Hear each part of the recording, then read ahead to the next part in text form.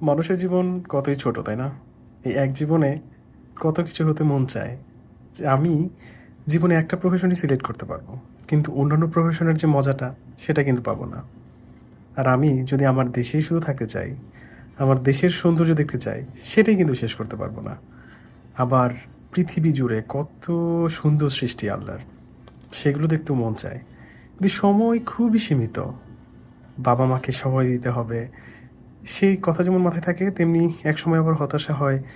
ইস, সুইজারল্যান্ডে যদি ঘুরতে যেতে পেতাম, মালদ্বীপে যদি ঘুরতে যেতে পেতাম। লাইফে এরকম আফসোস থাকবেই, তবে মন যেটা বেশি চায় সেটা কিন্তু করা উচিত। আল্লাহ আমাদেরকে মানুষ বানিয়েছেন, গরু ছাগল না।